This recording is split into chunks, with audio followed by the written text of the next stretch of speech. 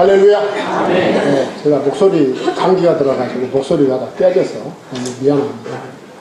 지난 월요일 날이 정말 역사상 아주 최악의 황사가 있던 날이 월요일 날인데, 그때 밖에 나갈 일이 좀 있어가지고 고속도로를 나갔는데 표지판이 안 보이는 거예요. 너무 이렇게 황사가 진해가지고. 그래가지고 목이 너무 안 좋더니 그게 결국은 감기로 이렇게 변질이 되더라고요. 저는 그 황사가 그렇게 막 심한 걸 보고 무슨 생각을 했느냐 하면, 마지막 예수님 재림 때에도 도망갈 데가 없겠구나.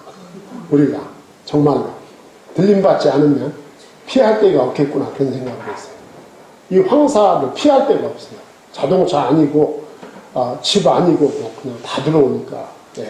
하여간 지난 한 주간 동안 여러분들 미세먼지, 그 황사하고 싸우느라고 참 수고 많이 하셨는데, 하여간 기도 많이 해서 그 중국이 좀 사막이 커지지 않았으면 좋겠어요.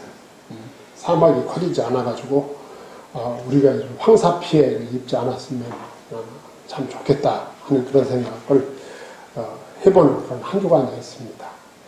오늘 우리가 요한복음 2장 1절로 11절 말씀을 읽었습니다. 이 요한복음 2장 1절로 11절 말씀은 교회를 조금만 다니면, 그래서 성경을 한두 번만 읽으면 너무 많이 읽고 들어서 아는 그런 익숙한 내용입니다. 예수님께서 이 땅에 오셔서 한 30년 동안은 사생활을 하셨죠. 사생활을 하시고 3년 반 동안 그 메시아로서 공생활을 하셨습니다. 그런데 그 예수님이 메시아로서 그 공적 생활을 하시는 그 첫 번째 사역이 이 갈릴리 가나에서 그 혼인집에서 물이 포도주로 바뀌는 이 기적을 예수님이 행하셨습니다. 예수님은 이 기적을 통해서 우리가 이제 오늘 두 가지 생각할 건데, 첫째는 예수님이 오신 목적을 밝히고 있어요. 이제 제가 말씀드릴 거예요. 예수님이 오신 목적을 말씀해주고, 또 한 가지는 예수님이 누군가 하는 것을 보여주고 있어요. 예수님이 누군가, 뭘 통해서 보여주느냐 하면 그 능력을 가지고 예수님이 누군가 하는 것을 오늘 본문 말씀이 보여주고 있습니다. 그래서 여러분들은 오늘 말씀을 나눌 때 예수님을 새롭게 발견하는 그런 중대한 은혜의 시간이 되기를 바랍니다. 그래서 먼저 이제 1절에서부터 5절까지 보면 거기 이제 혼인집 그 내용이 쭉 설명이 됩니다. 이제 혼인집 내용이 쭉 설명이 되는데, 자, 사흘째 되던 날 이렇게 시작을 합니다. 이 사흘째 되던 날은 예수님께서 가나에 오신 지가 사흘째 되던 날이다, 그 말이에요. 가나라고 하는 마을이 있어요. 우리가 성지순례 할 때면 이 가나 마을을 꼭 방문을 합니다. 성지순례 때. 저도 그 성지순례 처음 갔을 때 가나 마을에 가가지고 거기서 포도주를 2병을 사가지고 왔어요. 그 포도주 2병을 사가지고 그게 깨질까봐 그냥 얼마나 그놈을 안고, 아니 그걸 가지고 와가지고 그 다음 성찬식 때 여러분한테 먹인 거야 다. 갈릴리 가나에서 포도주 2병을 사가지고 얼마나 그거 보관을 하고 혼났는지, 그 다음에 2번 더 가는데 그 다음부터 절대 안 샀어요. 그래, 이 가나에 오신 지 예수님이 3일째 되던 날 그랬어요. 그 가나에 뭐가 있었다고요? 혼인잔치가 벌어졌다, 그 말. 혼인잔치가 벌어졌다. 그런데 그 혼인잔치에 예수님의 어머니인 마리아가 있었다. 근데 그 마리아는 예수님과 그 제자들보다 먼저 아마 그 혼인집에 가 있었던 것으로 보입니다. 재밌는 것은 이렇게 예수님의 어머니 마리아가 이렇게 거론될 때마다 그 마리아의 남편이었던 요셉의 이야기가 빠지고 있어요, 언제나. 여러 봐서 이제 성경 연구가들은, 요셉은, 일찍 세상을 떠난 것으로, 뭐 병에 걸려서 떠났던가, 아니면 사고로 떠났던가, 요셉은 일찍, 세상을 떠나고, 예수의 어머니 마리아만, 이렇게 생활을 했던 것으로 보입니다. 왜냐하면, 그의 이름이 전혀 언급되지 않으니까. 그러고 나서 이제 지금 말씀드린 대로 예수님과 그 제자들이 그 결혼식에 참여하게 됩니다. 참여를 하게 돼요. 자, 이것을 놓고 볼 때 예수님이 하나님의 아들로서 하나님의 아들이지만 사람의 몸을 입고 이 땅에 오신 예수님, 사람으로서의 예수님은 우리들과 같은 아주 평범한 사회적인 존재였다 라고 하는 걸 보여주는 거예요. 예수님도 그 마을 사람들과 같이 결혼식에도 참석하고 잔치에도 참석하는 그런 사회적인 인물이었음을 우리에게 밝혀주고 있는 거예요. 사실 그렇죠. 우리가 복음서를 읽어보면 예수님도 사람들을 만나는 걸 좋아하셨어요. 사람들을 만나고 사람들과 대화하는 것을 좋아하셨고 또 초대에 응하기도 하시고, 그리고 예수님은 사람을 만나는데 차별을 두지 않았습니다. 누구든지 만나기를 원하면 만나고 어울리기를 좋아하는 그런 사회적인 존재로서의 예수님의 모습을 오늘 본문 말씀으로 보여주는 거죠. 그런데 이제 재미있다고 할까요? 의미가 있다고 할까요? 그 예수님이 아까도 말씀드렸듯이 사생활이 한 30년 됐어요. 그리고 공생활, 메시아로서의 공생활이 한 3년여 정도 됩니다. 그런데 그 공생활의 첫 출발을 혼인집에서 했다. 혼인잔치집에서 했다. 여기에도 아주 중대한 메시지를 담고 있어요. 예수님의 공생애를 혼인집 잔치에서 출발을 하셨다. 그 의미가 뭘까? 의미가 있습니다. 왜 의미가 있느냐 하면 오늘 말씀을 가만히 보면 혼인잔치가 목적이 아니에요. 혼인잔치가 목적이라면 신랑 신부 이름이 나와야 되는 거야. 그렇죠? 신랑 신부 이름이 나와야 되고 또 신랑 신부의 가정에 대해서 나와야 되는데 그건 전혀 안 나와요. 전혀 밝히고 있지 않아요. 그러니까 오늘 이 말씀을 통해서 하시고자 하는 말씀이 따로 있는 거야. 오늘 말씀은 혼인잔치가 목적이 아니고 이 혼인잔치를 통해서 우리 하나님께서 우리 주 예수 그리스도께서 특별히 할 말씀이 있는 거야. 할 메시지가 있는 거야. 그걸 보여주는 거예요. 그러면 예수님이 혼인집 잔치에서 공생활을 출발하신 이유가 뭘까?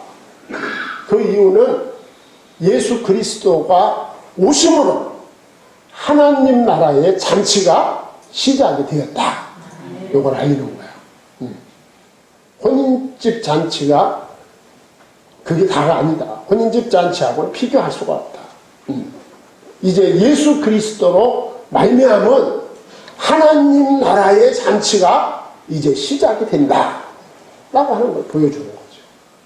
사실이죠. 예수 그리스도가 오심으로 죄인들이 하나님 나라의 잔치에 참여하게 됩니다. 요한복음 1장 12절에 뭐라고 말씀합니까?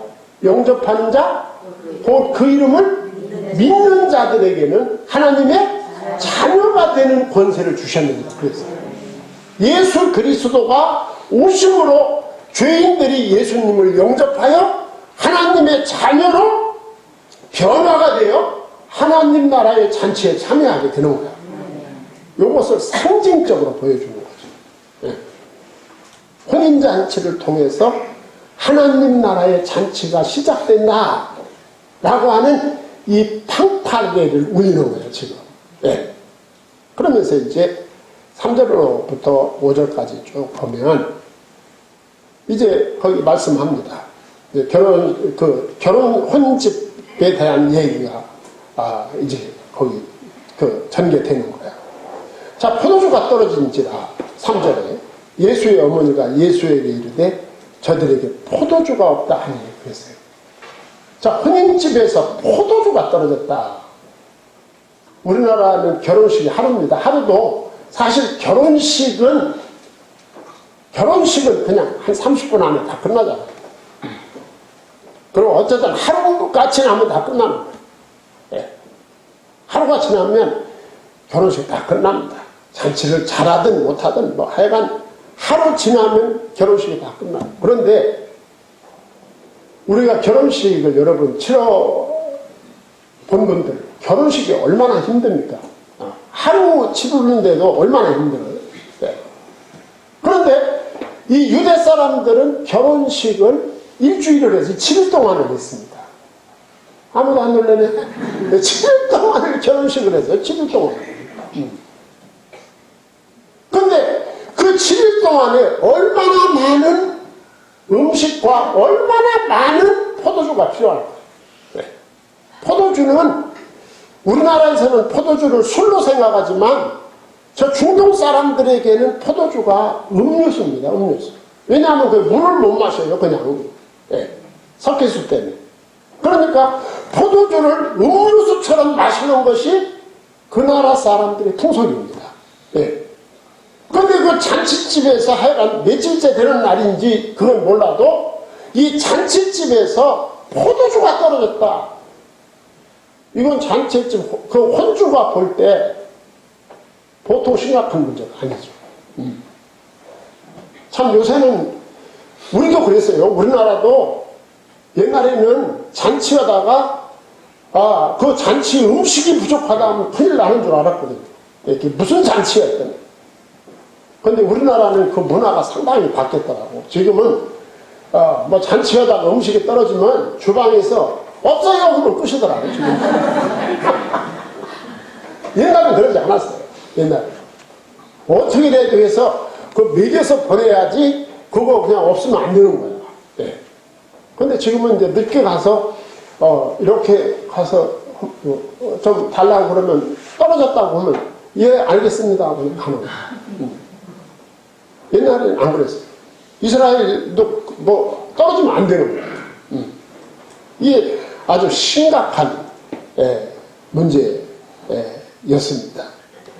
그런데 그래서 이제 마리아가 예수님에게 포도주가 없다 이렇게 말했잖아요.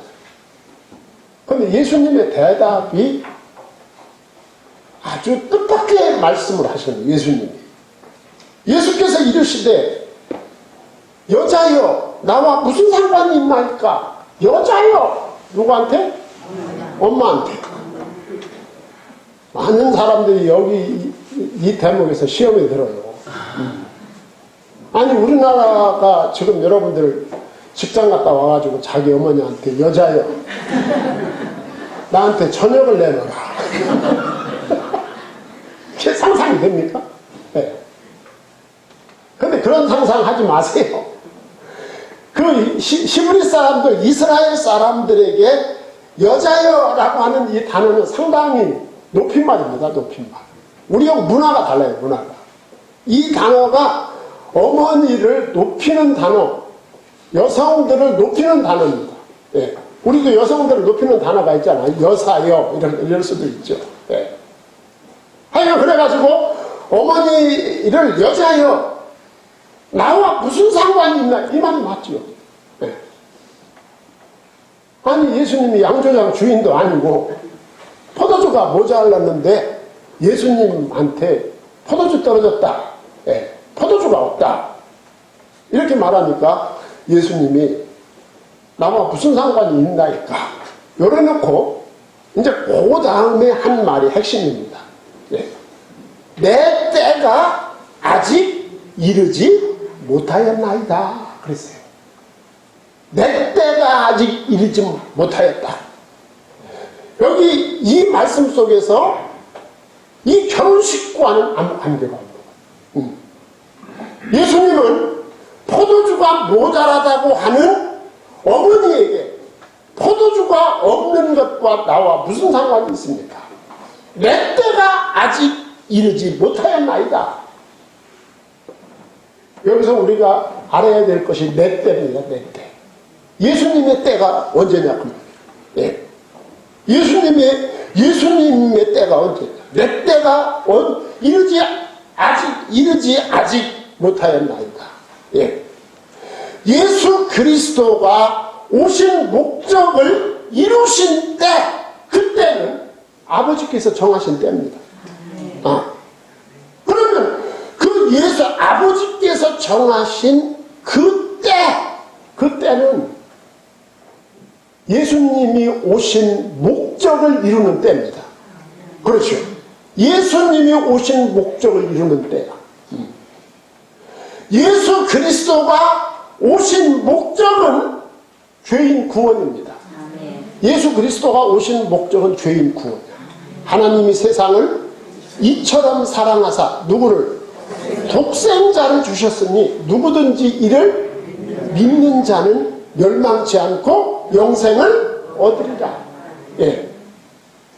예수 그리스도가 이 땅에 오신 목적은 죄인 구원입니다. 죄인 구원. 예. 그러면 그 죄인을 구원하기 위해서는 예수님이 그 죄인을 대신해서 그 죄인의 죄값을 치르는 때예요. 바로 그때가. 예수님의 때가. 예. 죄인을 대신해서 죄인의 죄값을 치르는 때가 바로 내 때입니다. 그때가. 하나님의 목적을 이루는 때. 그때가 바로 골고다에서 십자가에 못 박혀 죽으시는 때. 그게 바로 내 때입니다. 예. 아직 내 때가 이르지 못하였나이다. 지금 예수님은 그 말을 자기 어머니에게 해준 거예요. 왜 자기 어머니에게 그 말을 했을까요? 예. 어머니가 이제 예수님의 십자가 사건을 마음속으로 준비시키기 위한 것이죠. 우리는 설명이 필요하지만 같은 이스라엘 사람들에게는 설명이 필요 없이 다 알고 있는 거지. 그 다음 말을 보면 마리아는 이게 무슨 말인지 알고 있었던 거예요. 어머니를 준비시키는 거예요. 마음의 준비를. 내 때가 있습니다. 내가 십자가에 못 박혀 죽을 날이 그렇게 멀지 않았습니다. 그때가 바로 내 때입니다. 그때가 바로 하나님의 목적을 이루는 때입니다. 어머니의 마음속에 아들의 십자가의 죽으심을 대비시키는 메시지다. 그렇게 볼 수가 있어요. 네. 하여간 예수님은 그때를 기다려 왔어요. 나는 그렇게 죄인을 위해서 죽어야 된다 하는 것을 예수님은 알고 있었습니다. 자, 예수님이 이 말씀을 하니까 그 다음 마리아의 말을 보면은 마리아가 뭔가 이해를 하고 있었음을 볼 수가 있어요. 5절에 보면 그 어머니가 하인들에게 이르되 너희에게 무슨 말씀을 하시든지 그대로 하라 그랬어요. 네. 그렇지 않습니까? 자기의 아들 예수가 바로 그리스도임을 알고 있었던 거예요. 네. 그가 무슨 말씀을 하시든지 그대로 하라. 마리아는 아들 예수가 그리스도 되심, 아들 예수가 메시아 되심을 철저히 신뢰하고 있었음을 보여줍니다. 예. 아까 위에서 하신 말씀을 마리아는 이해하고 있었던 거예요. 그러면서 예수께서 그 모친의 신뢰를 통해서 인간을 변화시키는 능력을 보여주실 기회로 이제 삼으시는 거예요. 한 단계 넘어가는 거예요. 앞에서는 내가 온 목적은 이것입니다. 내 때가 따로 있습니다. 그걸 말씀하고. 그 다음에는 예수님이 이제 그 다음은 예수가 누구인가. 예. 예수가 누구인가 하는 것을 그 능력을 통해서 보여주시고자 하는 거죠. 그게 바로 6절에서 8절 말씀입니다. 자, 거기 보면 돌 항아리 몇 개? 6개가 놓여 있었어요. 돌 항아리가 6개 놓여 있었다. 이 돌 항아리의 용도는 대개 두 가지입니다. 첫째는 사람들이 식수를 저장하기 위해서, 물이 귀하니까. 우리도 물이 귀하면 항상 어디다 저장해 놓잖아요. 떠다 놓고 받아 놓고 그러잖아요. 그러니까 물을 저장하는 용도고, 또 하나는 이 돌 항아리는 정결 예식을 위한 용도였습니다. 정결 예식, 하나님 앞에 제사 드리러 갈 때 손발을 씻고 얼굴을 씻고 그릇을 씻고, 그래서 그걸 깨끗게 하려는 용도로 이 돌 항아리에 물을 저장해 놓는 항아리였던 거야. 예. 그래서 6절에 정결 예식을 따라 그랬어요. 이 정결 예식은 모세의 율법입니다. 그런데 그게 오늘 본문 6절에서 강조되어 있는 거야. 자, 이것을 강조한 목적이 뭘까? 예. 지금까지지요. 예수 그리스도 이전까지는 율법이 이 세상을 지배했다면, 이제부터는 은혜로 바뀌어짐을 말씀하려는 의도입니다. 이제부터는 예수 그리스도가 하나님의 은혜죠. 예. 은혜로 바뀌어진다. 지금까지는 율법으로 살았지만 이제부터는 하나님의 은혜로 살게 되어질 것이다 라고 하는 것을 은연중에 보여주는 거죠. 예. 그리고 이 정결이라는 것은, 물은 어떻게 됩니까? 물은 사람의 외부만 깨끗게 할 수 있어요. 물을. 그렇지 않습니까? 이 물은 사람의 외부, 손발 목욕하고 외부만 깨끗게 할 수 있죠. 예. 그러니까 이 물 가지고는 우리의 죄 문제가 해결이 안 되는 거예요. 우리가 죄를 많이 졌는데 샤워를 오래 하면 깨끗해질까요? 아니, 불가능하죠. 네. 그럼 오늘 말씀은 뭘 가르칠까요? 물로서는 사람의 외면을 깨끗게 할 수 있지만 내면은 불가능하다. 예수 그리스도는 사람의 내면을 정결케 하는 분이시다 라고 하는 메시지를 담고 있다. 그 말이에요. 예수는 그 일을 어디에서 이루실 것이다? 십자가에서 이루실 것이다 하는 것을 보여주고 있는 것이죠. 그러면서 예수님께서 하인들에게 이 항아리를 가득 채우라고 그랬어요. 가득 채워. 아기까지 채우라고. 모가지까지 채우는 거지. 가득. 네. 그 가득 채운 이유는 예수님의 기적에 대해서 이론이 생기지 않게 하려고. 반쯤 채우라면 그런 말 할 수 있잖아요. 아니, 반쯤 채우라고 하더니 거기다 다른 포도주 갖다 섞었겠지. 그런 말 할 수 있잖아요.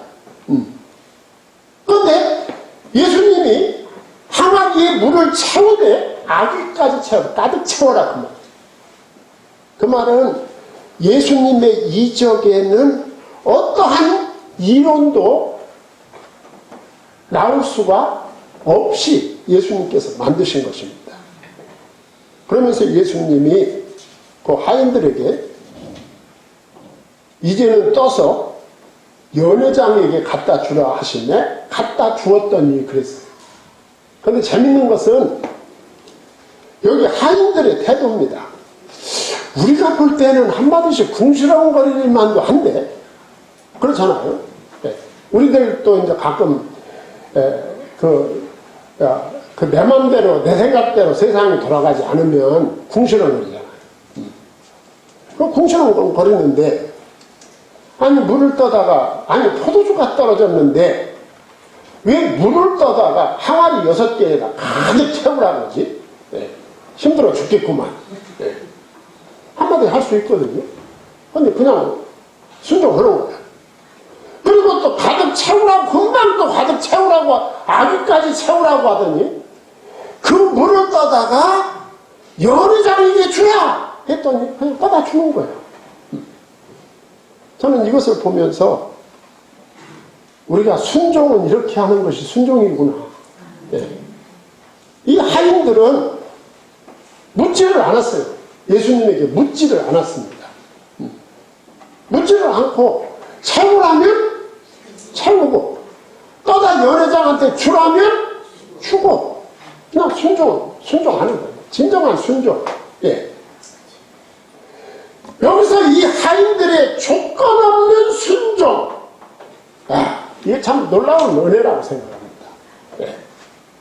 이 조건 없는 이 말씀에 대한 순종을 예수님께서 보여주는 거예요. 이 사건을 통해서 순종은 이렇게 하는 거야 라고 하는 걸 보여주는 거죠. 예. 순종은 이렇게 하는 거야. 예. 그리고 예수님께 준비하고 순종하는 자만 그 능력을 체험할 수 있다 라고 하는 걸 보여주는 거죠. 예. 예수님이 부활해가지고 그 제자들이 고기 잡고 있는 그 갈릴리 바다에 나오셨잖아요. 그런데 예수님의 제자들이 반짝이도 고기를 잡았는데 한 마리도 못 잡고. 예. 여러분 그물을 쳐가지고 고기가 안 나오면 쓰레기만 나와요. 그물 해본 사람들은 알지만. 예. 반짝도록 잡았는데 한 마리도 못 잡은 거야. 그래가지고 예수님이 새벽에 나타나셔가지고 배 오른편에 그물을 내려봐라 그랬더니 베드로가 그냥 내리면 될 텐데 한마디 또 했죠. 우리가 밤새도록 헛그물질을 했지만 뭐에 의지하여? 말씀에 의지하여 그물을 내리리이다 이렇게 합니다. 그러니까 사실 저는 그 말씀의 뉘앙스를 보면 베드로가 예수님의 말씀대로 하면 고기를 잡히리라고 믿은 거 아니에요. 그냥 예수님이 말씀하시니까 그냥 안 내릴 수도 없고 그냥 안 잡힐 게 확실하지만 그냥 말씀하시니 제가 내리겠습니다. 그랬더니 고기가 120몇 마리가 잡혔어요. 그물이 찢어지게. 예. 순종하는 자에게 그런 경험이 주어지는 거예요. 그런 체험. 예수님께서도 오늘 그걸 보여주는 거죠. 이 하인을 통해서. 이런 거는 전부 부수적인 메시지들이에요. 부수적인 메시지들. 예. 그렇지만 부수적인 것도 우리들에게 필요한 거예요. 예. 그러면서 이제 이 능력이 나타났고 그러면서 이제 9절에서부터 11절까지 보면 그 능력의 결과가 세 가지로 나타납니다. 그 첫째가 뭐냐 하면 결혼식 집에 부족함이 충족해졌습니다. 할렐루야.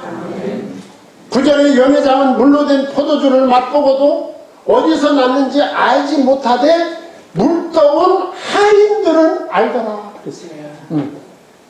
순종한 사람들은 그 원인을 알게 된다 그 말이에요. 예. 예수 그리스도의 신적 이적은 이처럼 완벽합니다. 모자람의 자리가 풍족함의 자리로 변화시킨다. 이게 예수님의 능력입니다. 이 비밀을 현장에서 순종하던 하인들은 알고 있었다. 네.